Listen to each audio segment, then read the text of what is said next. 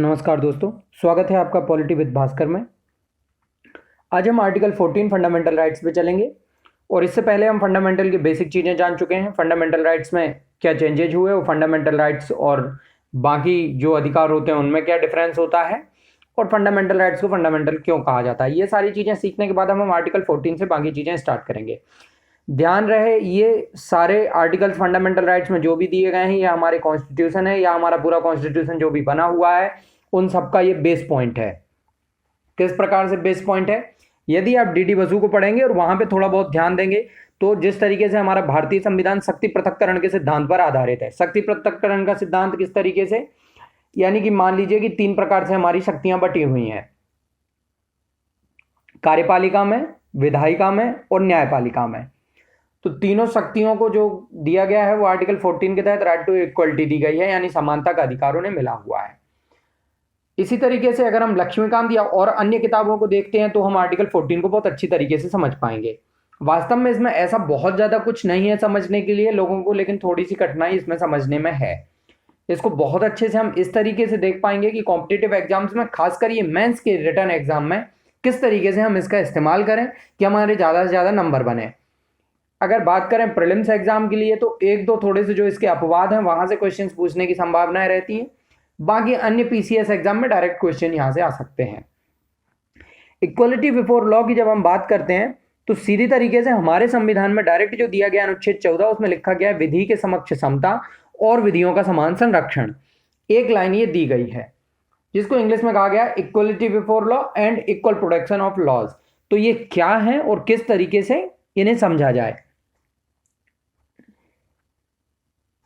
तो जब हम बात कर रहे होते हैं इक्वलिटी बिफोर लॉ और इक्वल प्रोटेक्शन ऑफ लॉज की, तो इसमें दो जो हमारी इक्वलिटी बिफोर लॉ और इक्वल प्रोटेक्शन ऑफ लॉज हैं इसको थोड़ा सा समझने की कोशिश करें।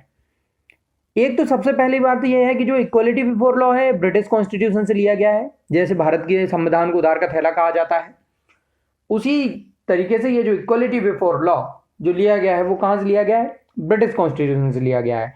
और जो इक्वल प्रोटेक्शन ऑफ लॉज है वो कहां से लिया गया है? यूएस कॉन्स्टिट्यूशन से या यूएसए के कॉन्स्टिट्यूशन से ये लिया गया है।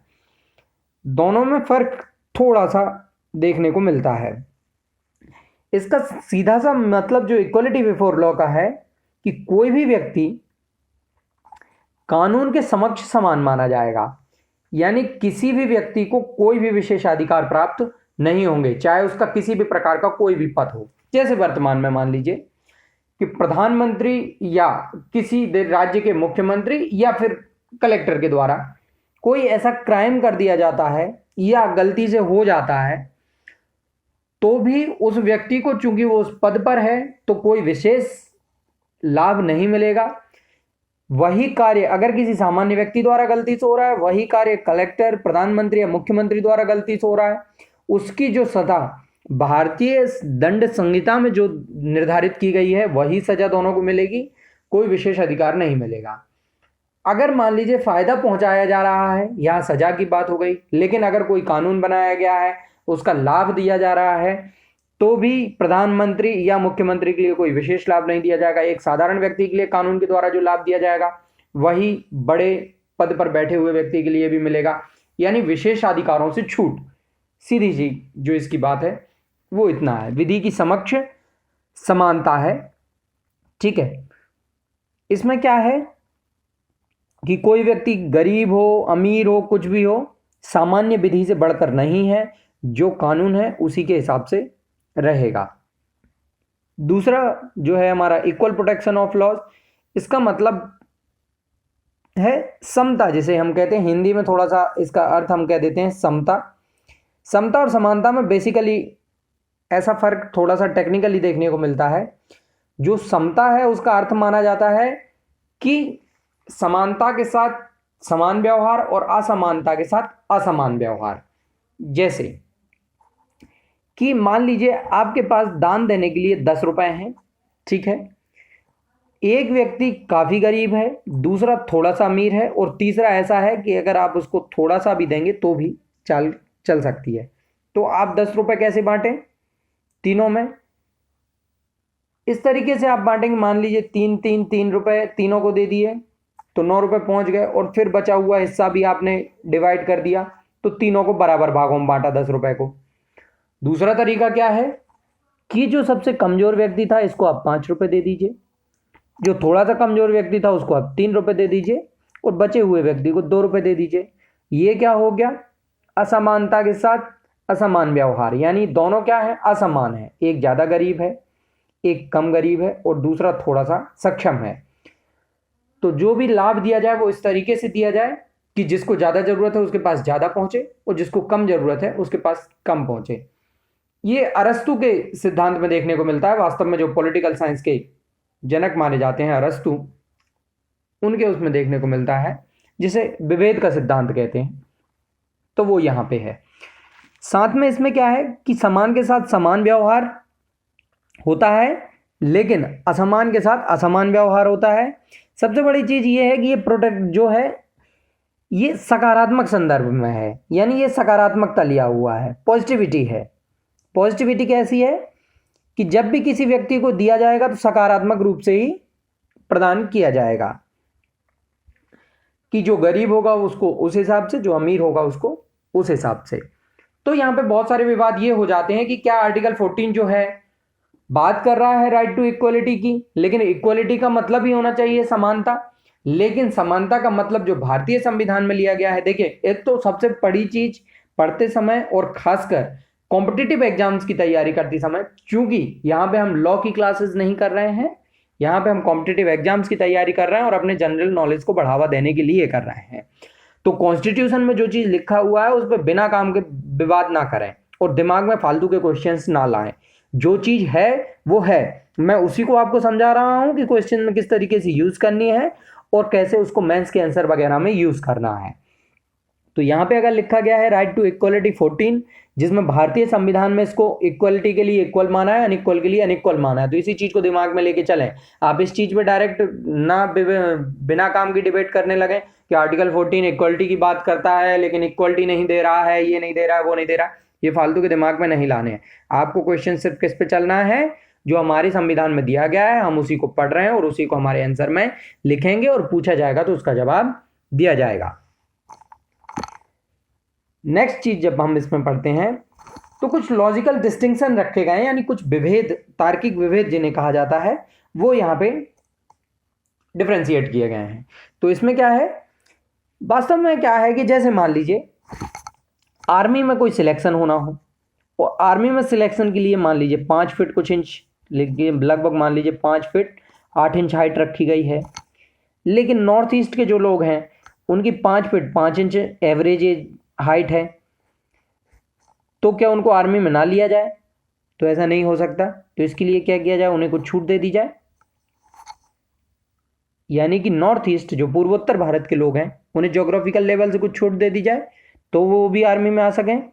इसको बोला जाता है लॉजिकल डिस्टिंक्शन, यानी कि तार्किक रूप से सही है, भेदभाव तो है लेकिन सही है, क्योंकि ये वंचित हो जाएंगे अगर इनके साथ ऐसा नहीं किया जाएगा।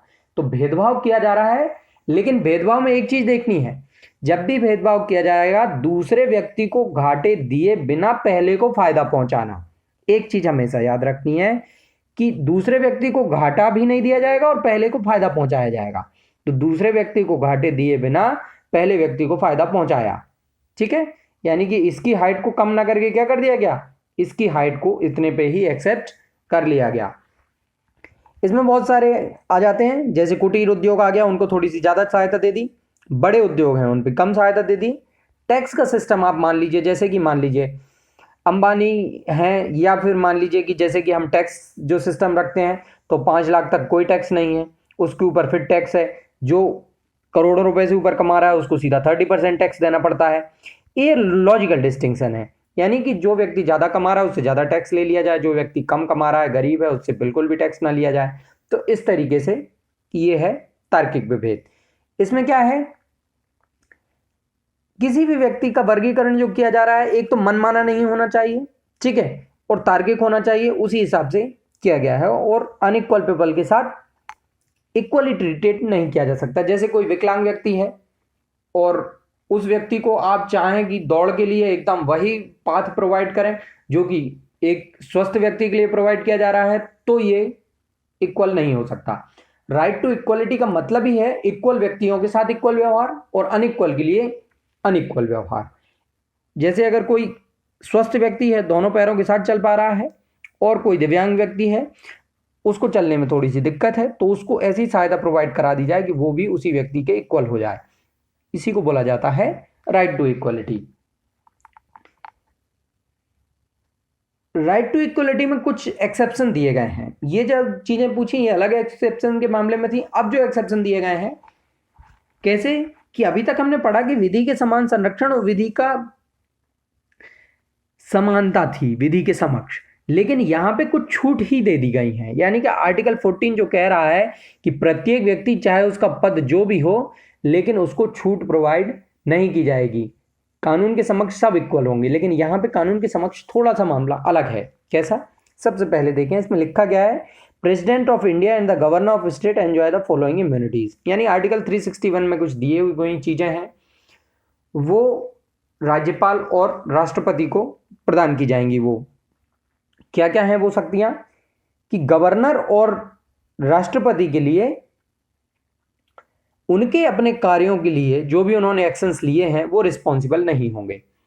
इसका कारण समझिए, राष्ट्रपति और राज्यपाल अपने कार्यों के लिए रिस्पॉन्सिबल क्यों नहीं होंगे? भारतीय संविधान में सीधा लिखा गया है कि राष्ट्रपति और राज्यपाल अपने मन मर्जी से कार्य नहीं करेंगे, प्रधानमंत्री की दी गई सलाह पर कार्य करेंगे। तो जब ये दूसरे व्यक्ति के सलाह पर कार्य कर रहे हैं तो इनके अपने द्वारा तो कोई कार्य किया ही नहीं गया, तो ये उसके प्रति उत्तरदायी भी नहीं है। इसलिए ये वाली लाइन यहाँ पे लिखी गई है कि राष्ट्रपति और राज्यपाल उनके लिए उत्तरदायी नहीं होते हैं। आपको ध्यान सिर्फ कॉम्पिटिटिव एग्जाम में ये रखना है कि राष्ट्रपति और राज्यपाल को छूट दे दी गई है। उसके बाद क्या कह रहा है, during the tenure of the president and the governor no criminal proceedings will be initiated or will continue.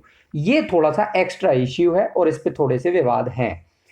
राष्ट्रपति और राज्यपाल जब अपने पद पर हैं तब तक कोई भी कार्यवाही ना तो शुरू की जा सकती है और ना ही जो पहले से हो वो चालू रखी जा सकती है।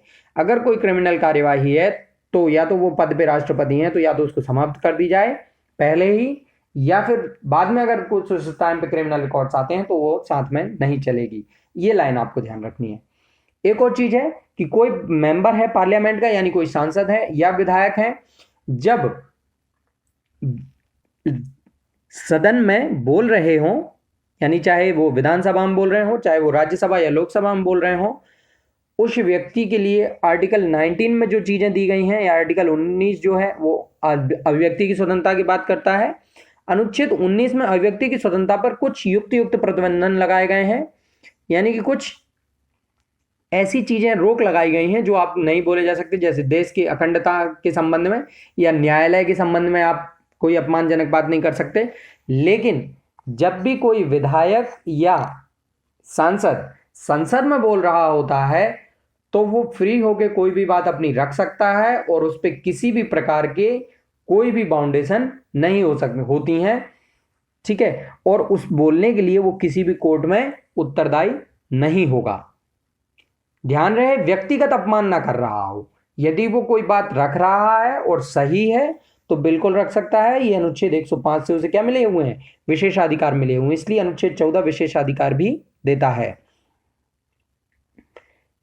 कुछ और चीजें किन किन को और विशेषाधिकार मिले हुए हैं, जो फॉरेन सॉवरेन्स हैं, ठीक है, और एम्बेसडर्स वगैरह हैं, डिप्लोमेट्स हैं, ये इनको भी क्या मिली हुई है, इस तरीके की इम्यूनिटी मिली हुई है कि क्रिमिनल और सिविल प्रोसीडिंग्स नहीं होंगी, कोई भी कानूनी कार्यवाही नहीं होगी। ध्यान रहे, जो भी एम्बेसडर्स वगैरह होते हैं इनको क्या होता है कि अगर ये किसी तरीके की कोई गलती कर देते हैं, कोई दंडिक कार्यवाही इनके प्रति नहीं चलाई जाती, इनके यहां तक कि अगर कोई हत्या भी कर दें तो भी इनके ऊपर कोई केस दर्ज नहीं होगा। इनके संबंध में इनके देश के बताया जाता है और वही देश उनके अपने कानून के हिसाब से इस पे कार्यवाही करता है।